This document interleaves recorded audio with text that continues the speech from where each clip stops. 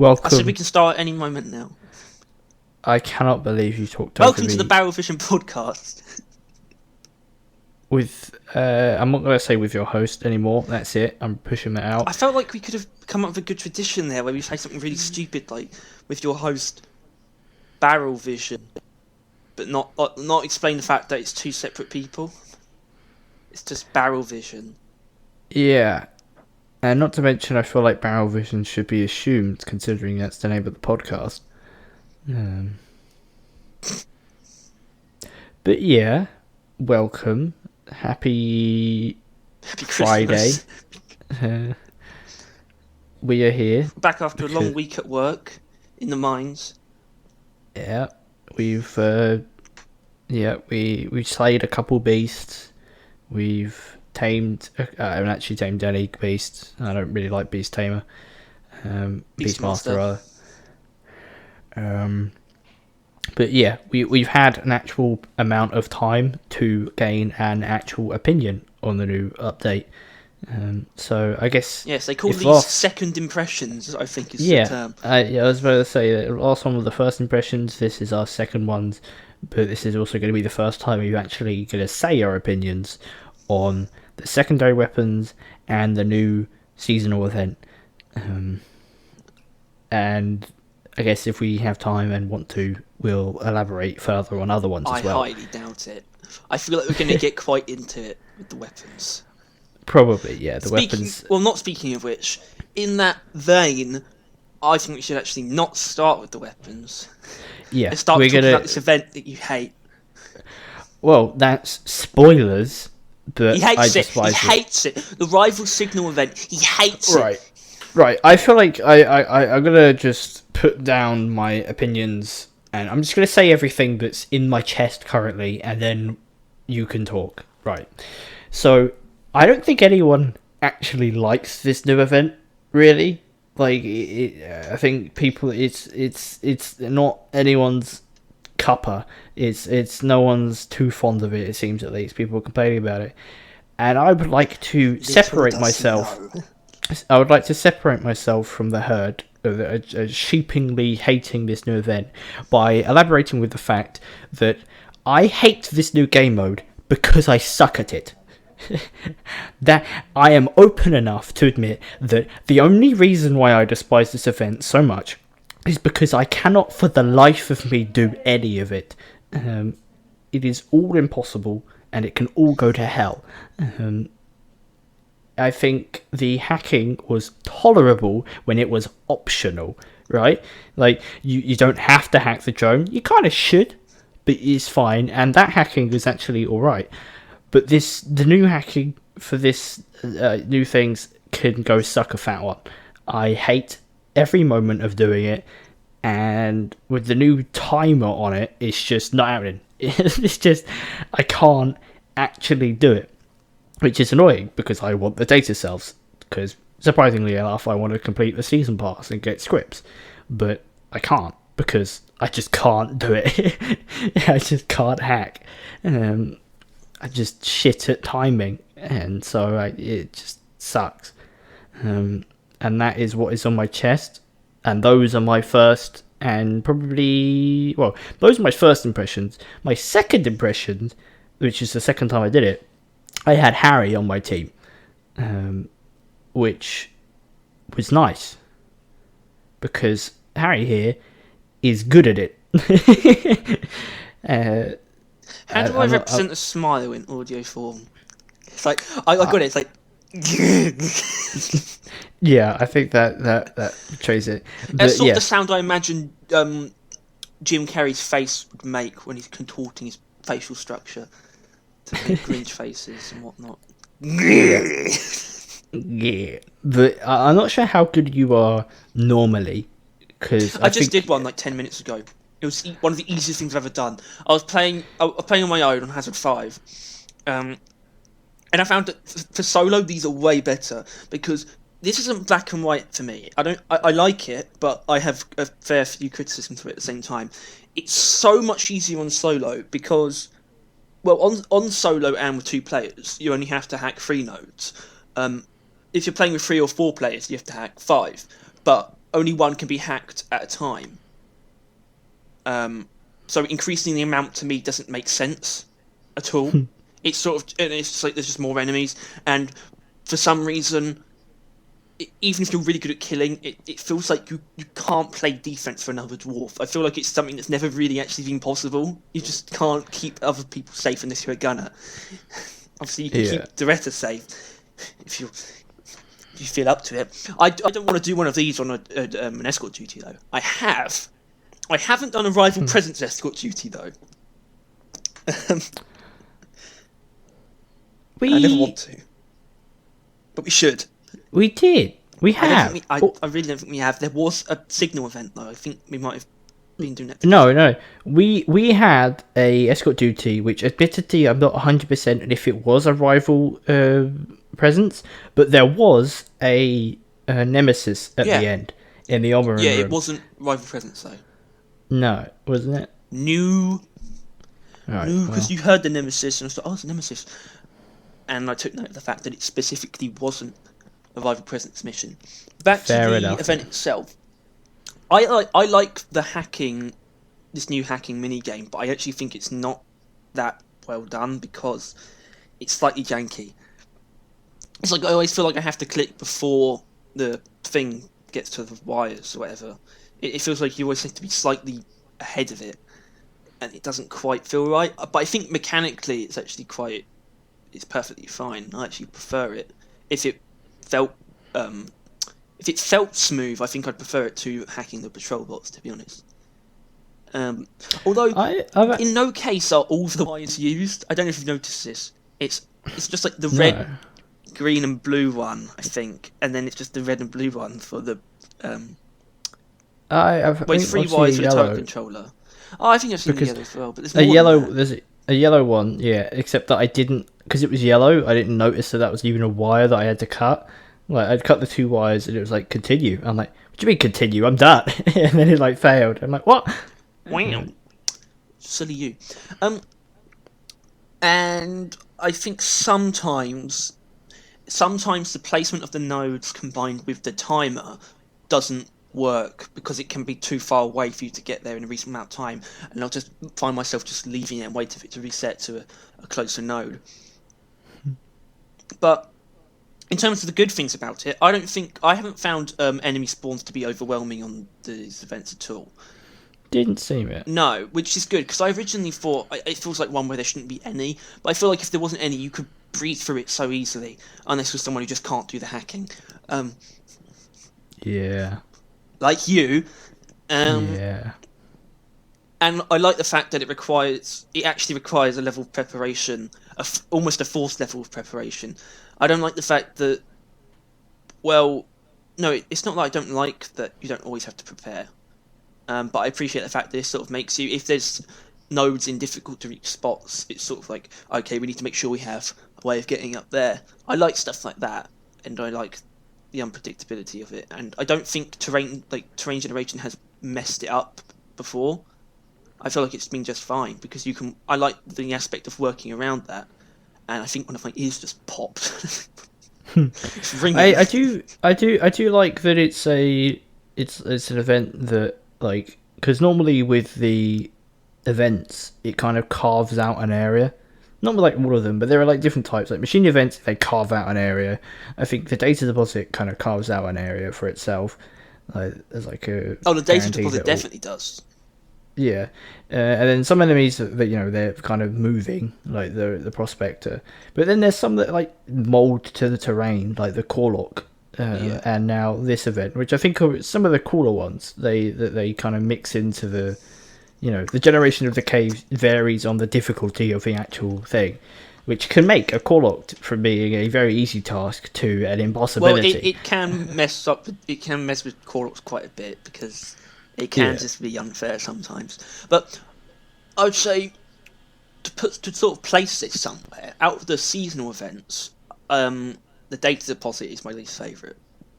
I think by far. Yeah, I still to this very day think that when the hacking drone isn't hacking, enemies should stop spawning. Like, because when you have to repair the oil in the oil refinery, or like the bauxite refinery mission, enemies stop spawning because you have to repair. It's a you focus on repairing and then get back into the fight. Even though it carves out an area for the deposit itself, it doesn't do the same thing for Haxi, which is the thing you actually have to defend. And sometimes terrain can be your downfall in those situations. And plus, like, if you can't actually get to that button without dying, you will have a constant swarm until you die. Really, there's no other option. So I think, as far as like Haxi kind of goes, they are quite annoying in that, I think they should, or at least reduce spawns. But even then, that's just kind of weird. They should just stop spawning when you need to repair. I will say though, on the subject of terrain, that with the rival signal event, it can be you can sort of be fucked over. It's more easy to be fucked over if you don't have a scout or an engineer. Those two make it a lot better when you have them spawning up on walls or hanging from the ceiling, things like that. Because when we had one at one point, you weren't there for this, but it was on Glacial Strata, so you have the big stalactites coming down, and it spawned on one of those. And it's sort of like, what's a driller really meant to do? I mean, a gunner can get up to it, but it's not going to be quick. So it's just like, sometimes it can go. I don't think it's a very black and white thing where it's either going to go well or it won't. I think it's more likely to go. If you know what you're doing, I think it's more likely to go well than it isn't. But there's still some variables that can sort of mess you around, and I'm always going to be critical of that. But there's so much RNG and so much unpredictability in the game. It's almost hard to fully divorce it. And I feel like you can't. Like, I don't want people to think of this like this is a new issue, right? Because that's a lot of people complaining about these new stuff, like they're new. Like someone was complaining about patrol bots being broken because they're like the best at everything. Patrol bots have been around for a season, dude. Just stop. Why are you complaining now because everybody else is? Yeah, and like, honestly, if you can hit their weak points, they're not that tanky. No, I mean, obviously, patrol bots, they're not that big of a deal. But the thing is, people are bringing up issues that they like seem to think is new. Like, with this new event, as Harry's saying, depending on the terrain, sometimes you're kind of up shit's creek, really, and you can't really do anything. That has always been in the game. Tritolite deposits. They can become, they can be the easiest thing in the game. Something to Tritolite deposits. So I've had nothing but easy times recently. Then again, I haven't had a Tritolite deposit for yesterday. I mean, yeah, but I don't think it's like the only one I've had for the last like couple months or month or so. Like, sometimes they used to be like quite abusive, and like, if you didn't have a driller, and even if you did, it would be still like very far away. Well, the Tritolite deposit's almost exactly the same as the data deposit, isn't it? It carves out an area for the for the deposit, because it says Tritolite deposit and a data deposit. And then kind of just dumps the other part. The bomb dispenser and Haxi, they just get dumped somewhere with no sort of. It doesn't really make sense in a way. It's kind of backwards when you think about it. But speaking of issues that, whatever you were saying, we could briefly come back to what our opinions are now on the things that we talked about last week. Basically, whether or not they've changed. We could keep it fairly straightforward. I basically haven't changed. I still really like Nemesis and the rival presence warning. Love the Nemesis. The rival presence is. I know I do still kind of stand by. I mean, I've done a couple of the previous like rival presence missions, and I think bumping into the turret is an interesting thing. Yeah. You know what I mean? That it's like as much. And the robot spawns never feel overwhelming. They still I mean, you get like about probably 10 shredders, maybe 2 drones every 10 minutes. Sometimes you just get shredders, and sometimes you just get patrol bots. It's weird. Yeah, and then I think the Nemesis is cool. Like, I don't know. Maybe I would argue they're a bit too common, considering how I would argue, and that we make the point that it is basically the rival detonator. How many times you'll bump into the Nemesis compared to the detonator is a lot, especially with rival presence. I suppose without rival presence, they're probably about equal. If anything, detonators are more common. I don't think you can come across more than one in a mission without rival presence, so I think that might be a thing I've read somewhere. Well, the Nemesis is they do just spawn, right? They can just appear. or are they always residing in a cave I when you get there? think on a normal mission it's more like that. I think in Rival Presence they can just spawn, but I think in a normal mission it's a little bit more like a Crassus, actually. Yeah. I'm not sure. I could be completely wrong, but I'm fairly certain you can only get one on a normal mission, and as many as possible on a Rival Presence. Yeah. In a normal mission, they're like a Crassus. They're a lot more common than one, and in a rival, they're I think they're quite common, which I don't think is a negative because they're fun as hell. But I feel like they lose their weight behind them quite quickly. You know what I mean? Like, shit, a nemesis. They're already just kind of, it's a nemesis, and then we just kind of deal with it. Yeah, because they're not that tanky, are they? That was another thing. I feel like people still think that they're bullet sponges of some kind. I don't feel like they're tanky at all, and I think we both agree with that. I'm not sure. Well, I mean, they're on the higher end. I think they you've are got to on the admit. higher end, and they feel slightly more tedious to actually shoot because you have to position yourself. Well, not yet you have to position yourself, but there's the element of trying to keep the distance right. Keep the distance, and aim for like the weak points. They have the shields that they throw out. They the throw shields are very annoying. They can be. Especially if you try to ignite them with a flamethrower, it can stop you mid-one and then they won't ignite, and it's so annoying. But I think that's kind of, it's on purpose, because it isn't that tanky of a thing, that it needs this to kind of prevent it from dying too quickly, I would argue. No.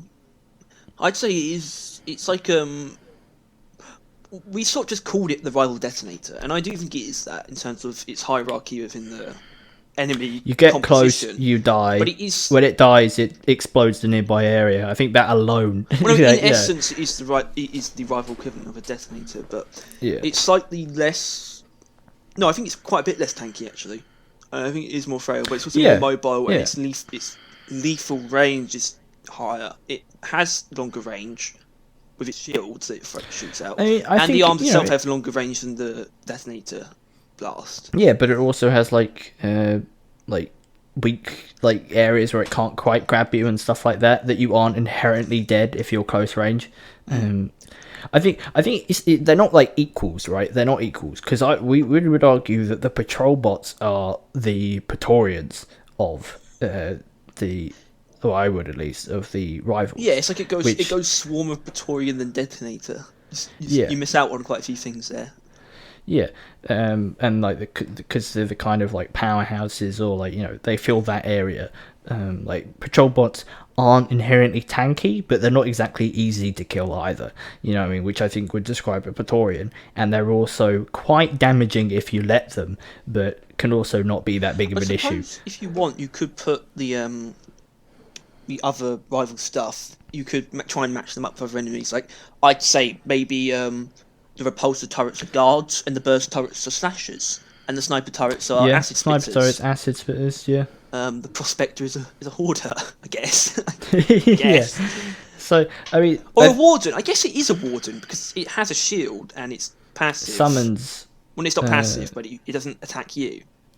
Yeah, and its ability can summon other things, which is what the warden does. Yeah, and then the caretaker is a heartstone, I guess. Yeah, I mean, obviously we're kind of forcing it at this point, but yeah. Point is there's a kind of power scaling that the enemies kind of reside in, and I think the Nemesis is a detonator. And considering Dwayne The Rock Johnson keeps saying on every Instagram post, the hierarchy of the hierarchy of power in the DC universe is about to change. Except in this case, it's robots in a game about dwarves. I think the only possible criticism I can really say about, actually no, it's not even criticism, because about the rival presence warning, the only real objective problem I can point out with it is to do with unpredictability once again. So it's literally just to me it is unfair when the turret controller spawns when it's just outside the drop pod, and that only really happens on point extractions and refineries though. But I still think it's not really anywhere else where it can be. You shouldn't be thrown into that straight away. It should be something you can somewhat avoid. I mean, obviously, or it should be something that it just shouldn't be instantaneous. That's all it is. You shouldn't be thrown into that straight away. You should be able to take your time and at least plan. Not necessarily avoid it, because in a mining expedition you couldn't avoid it. You'd have to get through it, you know. With the mining expedition, it would somehow they'd have to force it so it's in one of the offshoot rooms. But then there isn't. Well, no. I always said an that offshoot I said room. it's fine that it forces you to do it. It just shouldn't be instantaneous. Yeah. But It can force you to do it to complete the mission, but it shouldn't force you into it. I don't think they made the decision. I think that it's just kind of a result of how it works. That they spawn in a room, and there's only really one big. It generates part of the cave, doesn't it? Yeah, and there's only really one big room in a that kind of mission, so it kind of has to be there. And I assume it's the same with the oil refinery, right? It's yeah. So it's kind of just a. I can't think of the word. Well, no, it's not even always the case though, because there's been point extractions where it's in a perfectly agreeable location. I suppose, but with the way that those two missions are designed to be one big room, chances are it's going to be in that big room. Well, right? they have one big room, but they always have an offshoot or two. But you wouldn't want to put it in the offshoot, in my opinion. Yeah, I mean, because I imagine that you need a sizable amount of space for the rifle stuff to spawn. You know what I mean? Like it does consume quite a bit of an area. So probably some of those offshoot rooms are too small, really. Do you think the refinery should have turrets? I think it shouldn't, because I find myself spending more time. You spend a lot more time away from the refinery, in my opinion, than you do with the mine head. I think you could put a turret on the pump jacks. Yeah, I think that would make more sense, but also. I think the only reason why the point extraction has turrets is probably because their spawn rate is it's a more intense mission, in my opinion. Refineries are one of the least intense. They can have quite intense spawns when you first start, but the refineries are actually pretty chill. Yeah, even the second half. Yeah, it's usually the very beginning that's the most intense. When it is intense, it's not always a big deal. But when it is, that's usually the worst part. Yeah, well, that's because with the refineries is when it's broken, they stop spawning, so you have little breaks. So it's pleasant. But yeah, I mean, I don't think they should have turrets. I don't think it really needs it. I think you could agree with it. It doesn't actually need it. No. But I think if I had the choice, I'd actually put them on the pump jacks. Yes, clearly that was the agenda you wanted to push. Question. Do you think the Nemesis is Carl? Okay, I guess we'll get this out of the way. Harry has. It's not my theory, right? Is it something you read and something you're like, I can see that. I can see it. I don't believe it, but I can see it. It's a theory that Nemesis is Carl because of. Well, I don't know how to explain it. It's quite simple, really. I've noticed, right? Like normally the Nemesis, it copies your calls, right? Like you could over here, or when you're downed, it will copy that. But when you kill the Nemesis, it says things dwarfs don't say, and it says it in a voice the dwarfs don't have. Well, see, that would be fine, right? If the Nemesis didn't originally say those death lines, things like, I've seen Betsy glitter in the dark. If it didn't say those things in a dwarf... Well, it used to say them in a different voice. They changed it to be a dwarf voice. That's the interesting part. That's the sus part, right? The Nemesis. But I don't really know if I want to get into this. It's because I don't think it's something that would even never be confirmed.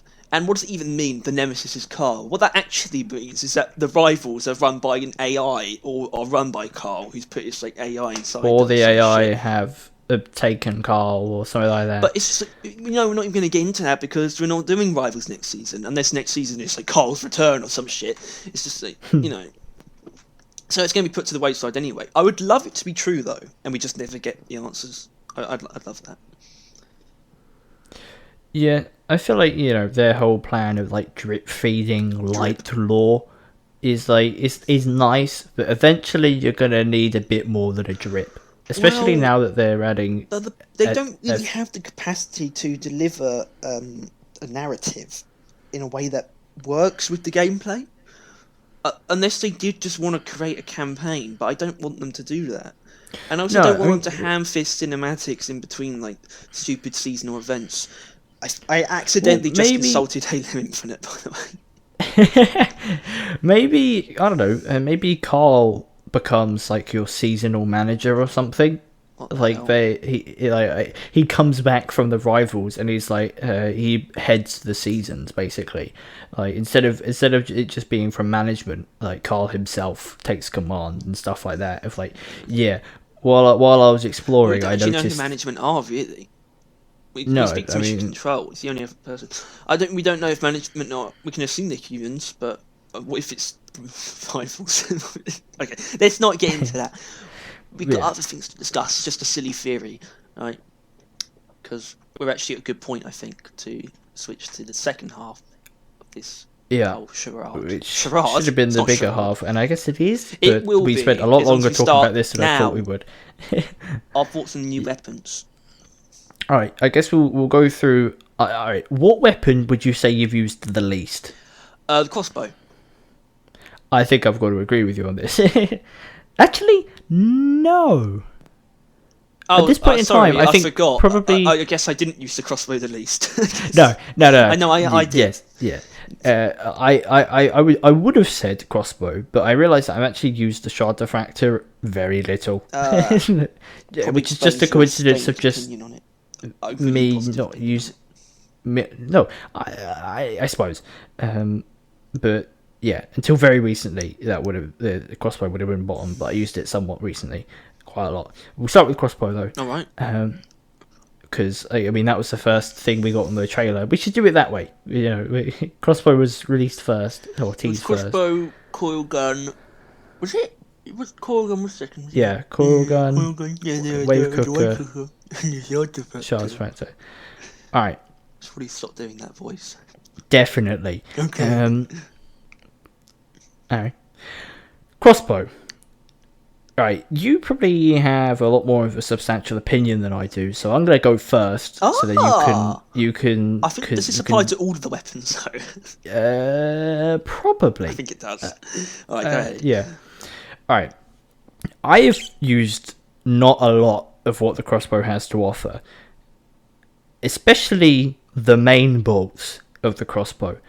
I do not like the crossbow, like, individually. The normal shots of the crossbow I see as a waste of time, but I am willing to admit that I really like the special bolt, and probably the other ones, I barely tried it, the special bolt of the explosive, like, death.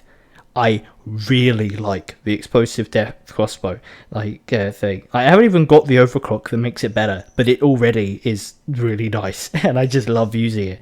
Like, I honestly, it is like basically embedded detonators, well, the Zhukovs for me. It's just something. It's embedded detonators AOE version. Yeah, because literally, I would just. I noticed that, there's a lot more enemies than my primary can deal with, especially let alone my secondary, like crossbow normal bolt. So I'll shoot the first in front of me with an acid, then pheromones that motherfucker with the grenade, and they'd all just die. They'd just explode into like a disgusting amalgamation of death, and it's really nice. And it's an AOE that I feel like Scout. I mean, I guess it has with the boomstick, but I don't like the boomstick. So I don't know. It feels a nice niche, and that is like a tiny bit of the crossbow that I've used. Scout's AOE damage options are very limited to quite specific things. It's really just that and aggressive venting. That's pretty much it, to be honest. I feel like I'm forgetting something. You probably are. Well, I guess other crossbow things, like the tasers. The tasers, sure, the tasers fucking suck, so it doesn't really matter. So, have you actually used them? Yeah, quite. I've tried. I think I've used them more than the others because I think they're bad, and I think the pheromones and acid bolts. I think those two are good, and I think the tasers are just kind of shit, and that makes me sad. And my overall opinion on the crossbow is middle. I don't like it that much. I don't hate it at all though. It's sort of, to me, it doesn't even necessarily fulfill a niche. It sort of just does something that isn't needed with the normal bolts, because the normal bolts can one shot a lot of things. You've got like between 20 to 30 rounds for one shotting at the odd grunt or Mactera or what have you. But it's just like, I don't really feel the need to do that. I just wish I had more special bolts instead. Yeah. But you can get, with the right combination, if you use Trifork Volley, where you shoot 3 bolts at once, which I don't like that overclock, but if you use that with Magnetic Shaft, where it homes in on electrified stuff and does more damage to them, you do get a pretty significant amount of single target damage off with it. That's the only overclock I had, so I snapped it on, and it is considering I don't actually use the primary, like the actual main shots, they do destroy. Like they like 2-shot Praetorians, right? I'm pretty sure, right? Like, yeah. Did you use Magnetic Shaft as well? Well, I didn't. I wasn't doing electric damage, so I just shot them in the face, and they died after 2 shots, which is still like 6 bullets. So it's not exactly a nice thing. No, but considering... Trifork's annoying to me because it's like you get more ammo, but only because it uses 3 per shot. In my opinion, it's just that the presentation of that overclock is slightly unintuitive to me, where it should just be you fire 3 bolts at once, but it doesn't use 3 ammo at once, but you have less ammo. That's how it should be, in my opinion. And there's the other ones, Bodkin bolts, which is the other unstable, where it changes to standard ones as well, where they will pierce an enemy, and then if they hit the ground, it will ricochet into another, and it does reduce the damage, but apparently not enough so that it can still one-shot a grunt. So you could shoot a grunt and it will bounce into another grunt and kill it, and apparently that's really good with the magnetic shaft as well. So it sounds like the best part about the crossbows are the things where it manages to kill more than one grunt with a single shot, which is like the aim of the crossbow, it seemed, with like the normal shots. So it's kind of weird. Yeah, but I think it feels less forced on. I don't know, because the Zukovs feel limited to just 2 overclocks. Really, the normal Zukovs are just fine, but you feel like you're limited to either explosive reload or cryo minelets. Yeah. And with the crossbow, I do feel like you have more options, but none of them quite reach what the Zukovs can do in that department. Yeah. I mean, Harry, I feel like you're forgetting the sheer, like, magnitude of the firebolts. Well, the problem with the firebolts, I haven't got them for myself, and I don't trust Tom's use of anything. But it was so funny. It was pretty funny. The cryobolts, though, the cryobolts you sort of need to use. If you use like 2, if you put like 1 down, like, there's a group of grunts coming towards you. You put 1 down in front of them and 1 like just beneath you. It's going to freeze most of that group pretty much. And to me, it's sort of just a slightly nerfed version of cryo minelets. And in my opinion, that's good because you could also take acid bolts or pheromones. It's sort of just the crossbow is sort of like you can do like what the other secondaries do, slightly worse, but also doing what one of the grenades do, slightly worse. That's kind of how I see the crossbow. It's sort of like a hybrid between the other, your primary. Yeah, to me, it's actually more of a hybrid between the primary and the grenades. It's weird. It does. It feels like it's just like if you're the type of person that just only uses the primary or like your grenades and you never think about your secondary, I imagine you'd really like the crossbow, like because it's just something that you just kind of just use for the same ways you'd use the other shit, and it does that. All right. Yeah. It's a very weird, very currently mediocre gun that I do not like. But then again, I don't really like the other scout secondaries. The way I hate the boomstick, and I do like the Zukovs though. But then again, I only really use them for embedded detonators. So I don't know. I think it was nice and cool and fun looking in concept, but so far in execution, it's kind of fell flat. Yeah, and I think it actually has fallen flat for a lot of the community. This seems to be the lesser of the bunch, which is a shame because, in my opinion, the plasma carbine is one of the best weapons they've made. maybe Deep Rock knew this the whole time. That's why it took them that long to add a crossbow, because they knew that it wouldn't be that good. I think Like, Ghost Ship did their best, to be honest. I think they did feel a sense of obligation when making the crossbow, to be honest. I think they knew that, like, because imagine if they added the crossbow and it was just a crossbow. It didn't have the special bolts, right? And it was just a normal crossbow. They probably immediately caught, wait, this sucks wank. this is terrible. So then they had to add the special bolts, and it kind of actually was viable of an actual secondary. And to be honest, at this point, yeah, with the acid bolts, and I hope I get the overclock that buffs them, I'm probably going to use the crossbow, but not as an actual crossbow, but as a nice little AoE boost to my damage. I'd say the biggest sort of insult I can throw at the crossbow, it's probably this one that I'm soonest going to switch back to, like, the Zukovs. I'm probably going to move away from the crossbow quicker than any of the other secondaries.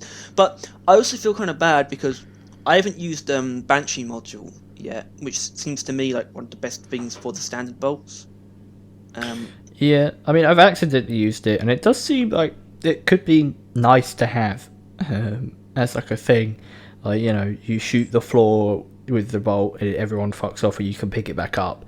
I imagine that will be nice, but yeah, it doesn't seem particularly amazing. And I do think apart from Trifold Volley and Bodkin bolts, and guess the Cryobolts, it's the standard bolts that sort of bring it down to me. It's just like the standard bolts just feel kind of like they're strong, but they're slow, and you have, in my opinion, too many. I'd rather have more special bolts. But then the special bolts, the tasers aren't good, but the pheromones are very good because they buff pheromones. And in my opinion, the pheromone crossbow almost makes the grenades redundant. I want to mention that pheromones grenade, yummy. Well, I like. Yeah, honest, you're right to like it, but would you agree? Because you use acid bolts with it, don't you? Yeah. So would you agree that the pheromone bolts, if you're using those, it's actually probably not a good idea to use pheromone grenades, because a single pheromone enemy, if you pick out a big enemy and pheromone it, that's going to do most of what a pheromone grenade can do anyway. It's kind of, the pheromone grenade itself is overkill because of the changes that they made to pheromones. The pheromone grenade really isn't particularly that good at killing. Like, it's not bad, but like the thing is, it brings them all together, and now for a very long time as well. Like, and you were like, used to be when you had the pheromone grenades, you weren't inherently safe when you used it, but now they really don't really go for you. Like, I can pheromone grenade and then run through them, and I don't really get hit. And it is pretty just nice. It's just a bit of a timeout, and you just throw a pheromone grenade, and you kind of just chill for a second. Acid the one in the middle, kill them, and then yeah.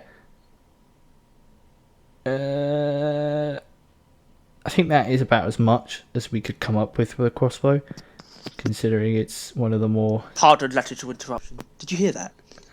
Yes, and so we'll be recording, I imagine. It's fine. Right, you know, you muted it. Yeah. So, next one, Coil Gun, right? It says here, disk space remaining for recording, 679 hours and 5 minutes. What am I going to do? Oh god. Coil Gun. Coil Gun sure, why not? is next. But yeah. Well, actually, thinking about it, hold on. Let's give a rating for the crossbow. Out of 5. Crossbow out of 5. Off your head, top of your head. 2. 2.5. I said it's middle, and I'm sticking with it. Yeah, I think I can see myself using the acid bolts. That is it. That is the only reason I can see myself using the crossbow. I would say it's one of the guns where it's a lot of it. It definitely has a lot of diversity, and I don't think it's fake diversity either. I don't think it's like a glass cannon as much as the coil gun. No, not the coil gun. Much as the wave cooker might be considered to be. I think the crossbow's variety is tangible, at least. I think it's basically a lot of different guns in one, if you want it to be. Yeah, you can build it in a lot of viable ways, but it doesn't feel great to me all the time. And that's why I put it right in the middle, 2.5. I feel like there is maybe some hidden potential in the crossbow. I'll I feel find like it. there is a very good chance that maybe like you can get Cryobolts to break the game or something like that. I'll do it. But for now it is a 2 for me, 2.5 for Harry. It is 8. It is fine. It can be used, but I wouldn't recommend it. Kind of sitch. Coil Gun. On the other hand, I think once again I'm the least expert, the least used, so I'll go first. So then the viable opinions can come after, and you can critique my wrong ones. I haven't used it much because once again I just haven't got that many overclocks for it. But it was I think out of the secondaries, it's probably going to be my favorite. Like I haven't used it much, but it is nice. I'm aware of the strength of the revolver, especially with like a lot of its builds, but I don't like using it. And I'm aware I like using the Burt pistol, but I'm aware that it's not that good. The coil gun seems to be the middle. I like using it, and it seems quite good. So I think I'm very much going to enjoy using it properly, and I have for when I have. I don't think it's it hasn't nullified the Bulldog for me, but it might basically remove the Burt from existence, from my perspective. I can't see myself using the Burt really now, which is kind of sad.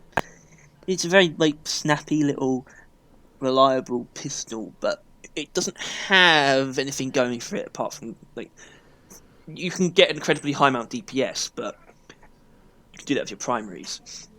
So yeah, the coil gun, I like it. It's great. It's cool. It can do lots of things, but it is sort of a jack of all trades, master of none situation. Yeah. Like, as much as I mentioned the Burt's not amazing and you mentioned the DPS is, I don't think you're ever going to be reaching anything close to the kind of damage the Bulldog and the Burt can do in an instant, really. No. And you're also not going to... The AoE is never going to be as reliable as your primaries when they're built for AoE or the Bulldog AoE options. It's... And there's not much you can do to change that either. The coil gun, as strong as it is, it sort of feels like it's at a fixed point where you can't really push it in any specific direction all that easily, except with Hellfire, which really does push it into quite a powerful AoE weapon, especially when you combine it with Electric Trail. But that's about it. Yeah, I think the Bulldog is like how you would say middle of the road. But I think this is middle of the road. I think it is perfectly tolerable in all regards. You're not going to go wrong with picking it. Even like base, I think it's still pretty damn good. But I think it like starts good, but it never truly reaches great. Yeah, that's how it feels to me. I think I can very... Meanwhile, I think the crossbow, you could very much get it as like shit. Right, like you could get it to where it does nothing, and it's a horrendous choice to probably great, I would imagine. But yeah, no. So I think probably because I don't know, there's not much to say about it. I don't know about you, but I don't feel like it has combos. Well, it has AoE. To me, it does have combos, stuff. right? You use Hellfire with electric rounds, with Electric Trail. That's going to pair well with a primary that's built for single target damage. Necrothermal Catalyst is going to pair well with a primary that's built for setting things on fire. But overall, more often than not, it's not really a weapon that's going to be comboed with your primaries, which is why, in my opinion, and I have heard this opinion elsewhere and sort of internalized it, but I do believe it, that it's best used with an all-rounder primary, a primary built for sort of general use. Yeah, that sounds about right. And plus the whole mole effect, which I thought was a gimmick, and I think it still is. I have seen it be used, with cave leeches. Get cave leeches in a different room. It's a gimmick made into a very real thing by the mole, the overclock. In general, it's not like it doesn't feel like a a part of the weapon you can really take advantage of unless you're using the mole. But it is a real thing. Yeah. But it is a funky bit of utility in that it doesn't really matter if something's in your way, you can kill it. Plus, you can deal with like spitballers and that safely from behind walls. Like, it is more useful than I thought it was when I saw it on like the trailers. And I said that I don't really see the use behind it. I was wrong. There is use. But Wow. I think what needs to be said is said. 3 out of 5. I think it is. 4. Four out of because of 5. triple tech chambers. Now, I forgot to talk about this. All right. This is sort of the magic bullets neurotoxin thing for the coil gun. So, triple tech chambers is this overclock that at first seemed like shit because it was like you'd have to fire a full shot, and afterwards you get two shots that don't have trails, that use 20 ammo each, that have a ridiculous amount of recoil that's nigh uncontrollable. The recoil was still uncontrollable, but, and I still can't remember the name of the upgrade, but you know the upgrade where you can fire it at 1 bar? Yeah. So you use that, and you use electric trail. Your first shot uses 10 ammo. The 2 shots that you use afterwards from triple tech chambers use 5 ammo each, but they both have electric trail. That means for 20 ammo, you've just fired 3 shots with electric trail, and you have 960 ammo, right? This is a ridiculous amount of AOE potential, and potential is the operative term because I really need to test this out more. But that on a sheer on the side of numbers, this is kind of insane, and this is it's gonna pop off, right? It's gonna pop off. I'll report back next week on my true findings, and that alone isn't what's holding up the coil gun for me either. But like, it should always be when you're having a discussion about the quality of a weapon, the sort of the real top of the line build should always be a part of that discussion and always valid when evaluating it. Yeah. So that does help push it towards a 4 for me, and I think I'm going to stick with 4. I don't think any higher is appropriate, but 4 feels right. I don't really know what would be like a 5 for me, but I don't know. It is higher than mid, but I would still call it mid. It's not 2.5. It's only really 3. A 5 is the wave cooker. Do you want to do it? Do you want to? Wave cooker is next, correct? Yeah. Well, yeah. If we're doing it in order of when they're revealed, wave cooker is next. This little radioactive mistake. Let's get to it. Chances are I might have actually probably used this more than you. I don't know, man. I have used this a solid amount. It's closer. Like, I guess it probably is closer out of the bunch. Because just in case you're unaware, I'm a driller main. Harry's engineer main. Well, you played everything about as much as me, but I think I've managed to play. Let's say since the shard driller. diffractor was added, I've sort of shifted gears back to being an engineer main. Let's just say that. Because I mean the smart rifle kind of lost you, and the but I found it again. You have, so you're falling back in love.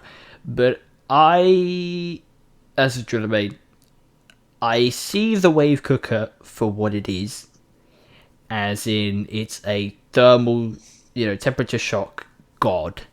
It can snap any hot or cold foes in half whenever it so damn feels like it, right? It is very good at all of that, but I don't see it as more than that. I don't think I like it. I think the problem with the wave cooker is that all of its interesting builds are overkill in a way that you leave it is overkill, but you have a big gap left in your arsenal at the same time. It's like an attention whore of a weapon, basically. It's trying its best to be like an amazing combo weapon when it kind of doesn't need to be. It could have been filed down a lot more. it's like it's doing so much, but none of it feels like it sort of goes together. It's like you can't just pick. It's got so many different upgrades that do so many different things, but actually, that brings me to my first positive. To be honest, I like the aspect of it's a weapon where you kind of have to filter out and find what really works. And I think more works than you probably think. Like the neurotoxin thing, the sludge pump, and the temperature shock build to the other things, and you can build it to be an effective wave clearer as well. But that's the biggest actually, because it's an AOE weapon, but it's a driller secondary, and that doesn't quite make sense. I actually don't think it's bad. I actually think it's pretty good, to be honest. But I don't think it's necessary. I think it's fine, right? Like as mentioned, I think the temperature shock builds on it are very strong. I've yet to truly use that neurotoxin build with like the sludge. I built it, but I never really used it. Mainly because the sludge pump also got buffed, and it is so damn good. Yeah. It doesn't need extra stuff. Well, what I'm planning on doing, right, is a sludge pump build with the radiation one, where the single target damage comes from, like, you're going to have 4 different like damage over time effects going at once. That's what I'm going to try. I ran the damage over time the radiation. I used that once, and I regret it. I didn't think it was good. Admittedly, it probably wasn't the best build for it. You probably have to use something like 5-10 times each, trying to like really whittle in on how it's going to be good to actually have an opinion on like an overclock, I think. But like on my first experience, having the enemy be irradiated didn't do much really. And I can't remember what it minuses, but I'm pretty sure it's like damage and like everything. As long as it's not ammo, I'm fine with it. I think it might be ammo. Either that or like you can get ammo using other overclocks. I don't think any of its overclocks reduce ammo. Maybe, but that's my other issue with it. It absolutely like pisses through ammo. Just this gone. It doesn't matter how hard you try. Even with mega power supply, it's gone. It just evaporates into the wind, which isn't inherently bad, but it's like you have so much of it. Like, wow, a secondary that has like 550 ammo. I'm gonna have so much. It's gone. Where's all my ammo gone?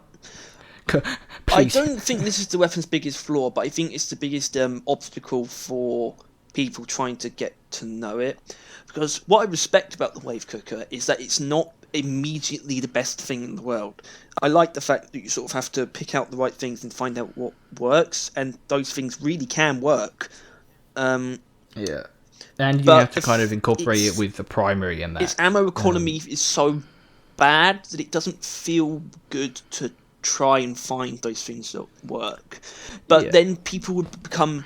I think you enter sort of a paradox where if it had really good ammo economy, it would sort of become too dependable as just a normal weapon, and it's not meant to be a normal weapon. You're not meant to just use it to just shoot everything normally. Well, obviously not, but you are supposed to shoot with your primary, then switch out to it, right? And that's not like normally, right? Normally with the secondaries, you shoot them with the primary, and then you kind of run out the primary, and then you switch to your secondary. In like most games, I guess. Deep Rock, less.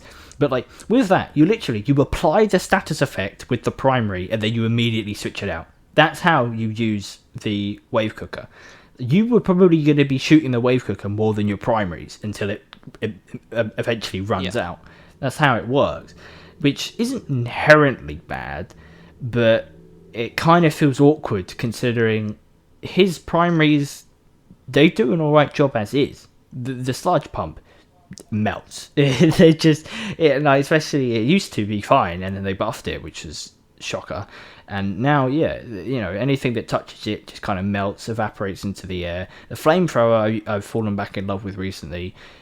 Even with a heat build, so there's not even damage, they die within a reasonable amount of time. They don't need the Wave Cooker damage being done. And as far as temperature shock goes, it is very good at it. But the EPC was always fine. I think this is way better, though, to be honest, for temperature shock. I suppose, but but then the only thing it's really doing is the temperature shock. With the EPC heavy hitter fire, right, you could do temperature shock, but it's also just very good. It does a lot of damage. You know what I mean? The heavy hitter is strong. That is a very strong attack that also you can use as temperature shock. But now this is pure temperature shock, and it's not really worth shooting anything unless they have a status effect on them, really. And it's just kind of a weird, annoying gun to have to kind of use. I don't find it annoying to use. It is weird and it is utterly bizarre. But I do like using it. And I think I might have found a build as well, getting to more specifics. A build that feels good, but isn't a combo build. And it uses Boiler Ray, which is the one where it can make things explode when they die. And using all the wide lens stuff, you have the widest lens possible, and super focus lens where it increases damage at close range. So you basically hit a shit ton of stuff with every shot, and this cleaves through hordes of grunts. And in my opinion, the wave cooker, especially when you use Boiler Ray or when you use a wider lens upgrade, it's better in my opinion than both the cryo cannon and the flamethrower for dealing with shockers and swarmers. I actually think it is. Yeah, it probably is, but I feel like it doesn't have the ammo to support that kind of playstyle with it, of actually using it to clear out hordes. It will go. It just disappears, because that was the first build I actually tried with it, and there was no ammo in it at all. I'm gonna say I'm not fond of the wave cooker. Okay. I'm just not. I think it's a bit like you with the smart rifle. That it is good probably, and other people can see that it's good, but it's just not what I wanted on my main, I guess. Well, you might have noticed that there's sort of an inverse, almost. Not necessarily between you and me, but for me specifically, it's sort of when it comes to the weapons added in Season 1 and Season 2, it's the opposite things happened. I love the sludge pump and the plasma carbine. I didn't like the smart rifle, and I'm still sort of middling on the Hurricane. My opinion didn't really change on that. But this season, the Engineer secondary and the Gunner secondary, I really like, and the other two have been slightly lesser. Although I still like all of them actually. I feel like this season's actually been more consistent for me. But you want to give we should probably give our ratings. Because we've got to get this wrong. Wave cooker rating. Honestly, the more I think about it... Wait, what did I gave the thingy 2. Yeah, and you gave the Coil Gun 3. You sure you weren't too harsh on the Coil Gun? Pardon me? No.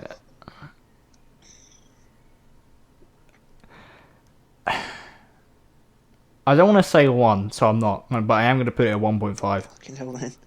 It's pretty harsh. I do not like it.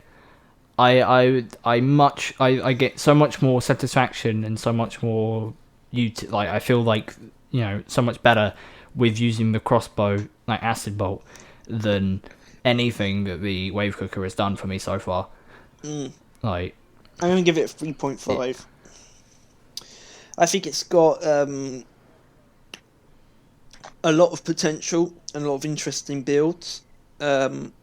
But I don't think it's a flat out good weapon though. At the same time, I think that's a thing you could say for all of the secondaries. Not to discredit that, but I think to credit the Deep Rock. I think this time around with the secondaries, you could do just a shit ton of things with them.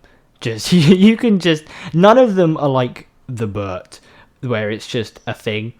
you get more ammo, you get more damage. None of them are like that really. They're all interesting. They all do some things, which I think is just kind of what they felt like doing, after with these new guns. But yeah, its downfall is definitely that it tries too hard to be interesting. But with the way that it's turned out, it's also the only thing keeping it afloat, in my opinion. And I think those interesting aspects they draw me in enough where I view it quite positively. But I don't also it's a think great both weapon. of its unstable overclocks are quite shit. Blistering Necrosis is one of the most unnecessarily complex things I think I've ever encountered in a video game. Now, I want to shout out someone. I know it doesn't really count because they're infinitely more popular than we are, just by default. Lazy Maybe. He's a default YouTuber. He does amazing videos. He does like breakdowns of weapons. At least that's not all he does, but he does great stuff. And recently, he's been doing breakdowns of the weapons. In his Wave Cooker breakdown, he explained blistering necrosis, and he was struggling. He called it like the most complex effect in the game, but he didn't speak positively either. It's so confusing and so in need of help.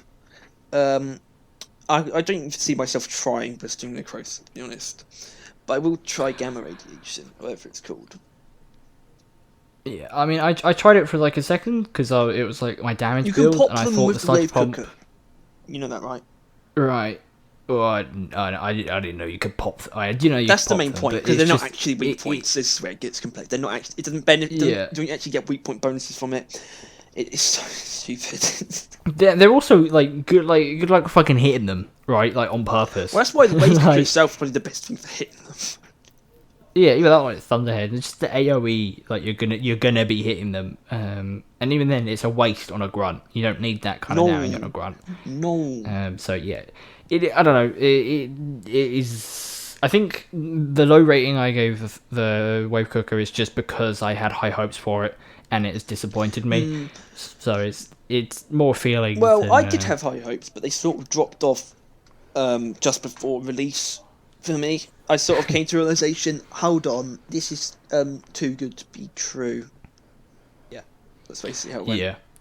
Yeah. So I tempered my expectations very shortly before release. But I'll tell you what isn't too good to be true. What do Well, you it know? certainly wasn't. Guess what, guys? Guess what? The most simple weapon was the best one. Because, believe it or not, when a weapon is simple, the plasma carbine's good. And so is the shard diffractor. And I think for the same reasons. So, the engineer got the shard diffractor. We both have very positive things to say about this, I think. And I have played this for hours. Yeah, so I don't think I could even comprehend or like approach him on time, even if I tried, but I didn't really. But I used it for a short period of time, and it was like barely an overclock. I don't even think I had an overclock, and it kills everything. It's amazing. So, for me, it started off on a high, but things gradually sort of leveled out with it. It is quite. It's very powerful. It's a zero recoil, infinite range AOE, automatically reloading laser beam. Yeah. And I don't think it has any substantial. I don't think it actually has any substantial problems. In fact, it's probably slightly too good. I don't think it needs to be nerfed in any way either. It's just confusing me. I feel really quite confused, and I'm sort of finding my feet with it only just after hours of using it. The reason it confuses me is that it's so good at single target and AoE that you can't actually use it for both. And this is what I mean. I started to sort of figure it out. Even though it's always good at both, it's like amazing at both. No matter what you do to it, you have to pick one. Otherwise, you will run out of ammo, because its ammo economy isn't insane, right? It is if you stick to one of those things, though. And I sort of find a slight middle ground where I use it to sort of when it comes to bigger targets, I use it just to set them on fire, and then I'm willing to dump a little bit more ammo into the hordes. So it's not a confusing weapon, but it's slightly misguiding, in my opinion. You can't just use it for everything, because you will run out of ammo. it's not actually a general use weapon. It's built like one, but you can't actually use it like one, or at least not very well. Well, it's an engineer secondary. Yeah. They're not supposed to have an ungodly amount of ammo, but by gods, do they not really need it most of the time? But this one decided that, you know what? I am going to have ammo, and I am going to destroy everything. And it does. Like, I mean, the thing is, obviously, Harry has in-depthly, made builds that bring out the best in it. But literally, I just had the gun, and I shot grunts, they die. Horde of grunts, dead. Praetorian, just shoot them, they're dead. You just hold down the trigger, and they will die. Job done. It's like the opposite of like the wave cooker, right?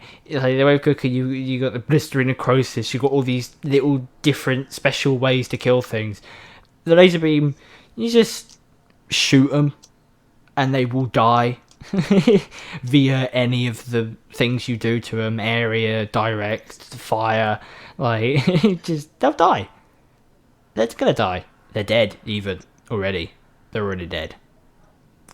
And it's just amazing. But you can't just do that for everything. And I actually think it encourages an appreciably careful play style almost, where I don't want to use the shard deflector all the time, even though I can.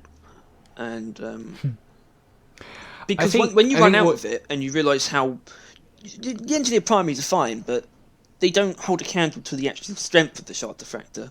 You don't want to be left with just your primary, and especially if it's the stubby. My brother in Christ, the stubby is my favourite thing to use with it. I imagine it is. I the one build I was baiting doing, but just didn't for some reason, was a turret arc field. I've been trying to get the magma overclock. Yeah, on so it and trying that. I talk about its simplicity being its strength, and I believe that. But I also think the volatile impact reactor, that's the magma overclock, I think that's the best thing it has. It's amazing because it enhances its AoE. Not only in a way that doesn't hurt the single target damage, in a way that you don't have to take AoE upgrades for the AoE to be amazing, because the AoE upgrades don't affect the magma, so you can take single target damage upgrades. I use volatile impact reactor, but I take the weak point bonus upgrade, because for AoE I'm doing a sort of combination of, I'll shoot the horde a little bit, but I'm shooting the ground, or I'm shooting towards the ground more so, and you can use much less ammo. Does it pierce? No. Right. But in my opinion, it's still more effective if you learn how to use it properly. Yeah. And then you can also make the single target damage even better. And it pairs well with the stubby for me, because I use EM Refire Booster with Electric Arc, obviously, and increased electric chance. So I have really good AoE and single target damage on both of my weapons. Yeah. I mean, I feel like it's not fair comparing this to the other weapons. To but be that honest. was always going to be the case.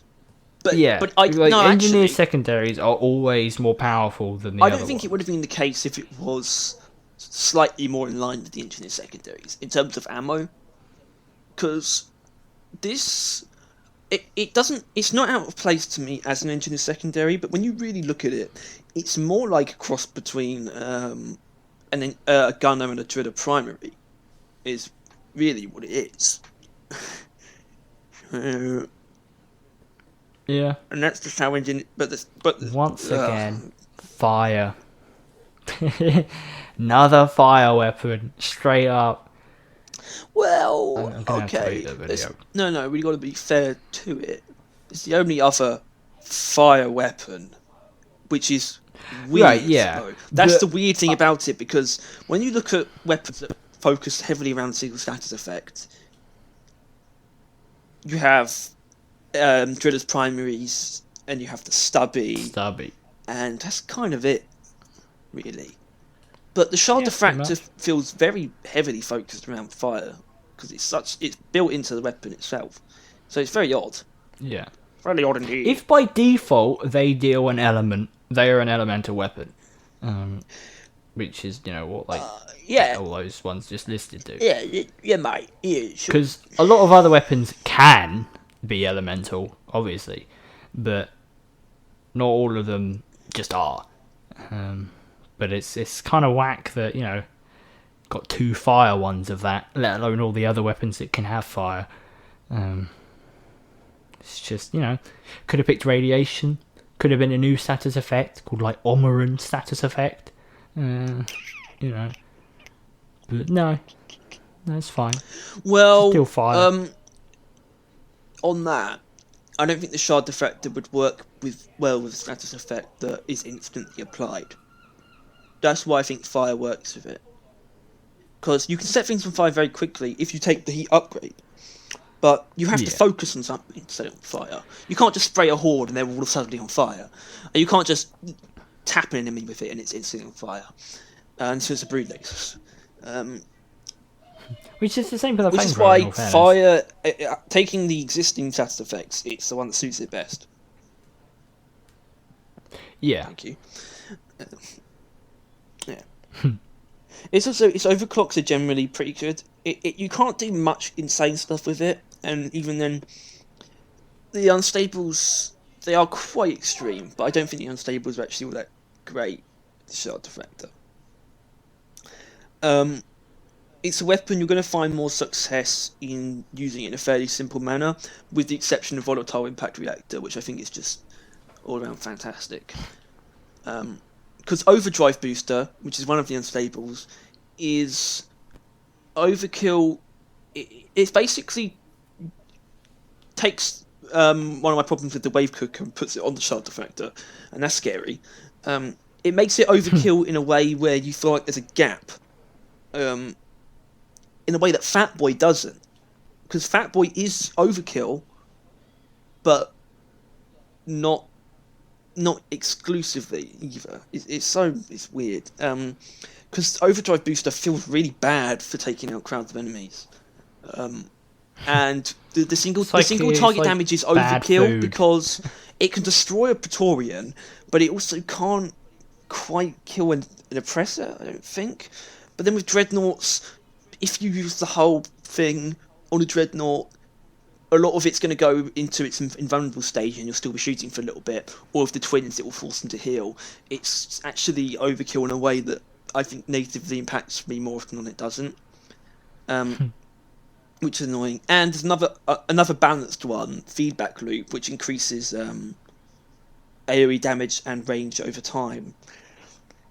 Feels slightly raw. Because it feels that one is very ammo inefficient as well. I don't know. I have no criticism of it as a weapon. I can criticise some of the overclocks though, but that's sort of where it stops. So yeah, I don't think it has any major shortcomings or any major glaring issues. It's like, this needs to be fixed, this needs to be improved. I don't think it needs to be nerfed in any specific way. Oh no, I think if it does end up being nerfed, it will be in quite a specific way. I just don't know what that is at the moment. And I Honestly, don't know if I have any more thoughts, really. As far as I'm concerned, it's definitely like a 4. I'm giving it 4.5. I mean, it has to be with the Coil Gun for me, but I believe the Coil Gun is a 4. Yeah, I mean, I think it is the most powerful, most easy to use, the most convenient, which I think was always going to be a given for Engineers Secondary. But the only thing I wish about it is I sort of wish I could push it in. I wish I could push it more towards AoE in a way that I wish I could push the AoE to a point where it has to take away single target damage for compensation. It doesn't feel like you can really push the AoE that far. But I don't necessarily like using it for single target damage as much. Either way, a 4.5. That's what you get. You're brilliant. You're a lovely man. So I guess we'll just wrap it up by our own personal rankings of secondaries, which is mixture of valid criticism slash our rankings are how in good we terms of think it order, is. are exactly the Plus, same. yeah, plus how much we actually like it. Well, I don't think so. Because the one I dislike the most is a wave cooker. Oh, yeah. Which I think is different for you. Yours is Sorry, crossbow. But then then for me it's the crossbow. Then I guess for you it's the wave cooker. Yeah. Yeah. But then our coil gun and charter factory in the same place. Yeah. Coil guns we think are perfectly fine. Pretty alright. Charter factor is pretty damn. Yeah. Okay. But as a whole, yeah, the wave cooker and the crossbow are a bit, I think, lacking. I think would be an apt description for us at least. But yeah, that is our first slash second opinion of the season 2 update. We're not going to do a third one. It's not going to be every week. We're going to be talking about our opinions of all these things. Well, yeah, we are, but not specifically. Right? Yes, very specifically. We'll bring up the things we know. If like nothing of note has changed as far as Shard Diffractor is going to go, you're not going to hear us talking about it for a while. You know what I mean? Like unless Harry's like changed his mind on it, or like from now on it's going to be like actual, opinions of things just that come to mind rather than just trying to summarize what our thoughts. Yes. But yeah. Yes, like how does how does the existence of the wave cooker affect the trout population? Yeah, I mean, I can only imagine that it has negatively affected it, since I think just about everything affects the trout population. They're just so vulnerable. Yeah. The wave cooker has also negatively affected the population of things without cancer. As in, there are less things without cancer now, and more things with it, because we introduced cancer to the glyphid population, and we regret nothing. Now it's just a matter of time until they all die out from that. Because what are they going to do? Develop chemotherapy? No. They better get on it fast. I mean, they don't have. This feels insensitive. Let's end this. It's over. Podcast's over. Yeah, probably a good shout. Yeah. It's over. Right. We're done. So stop.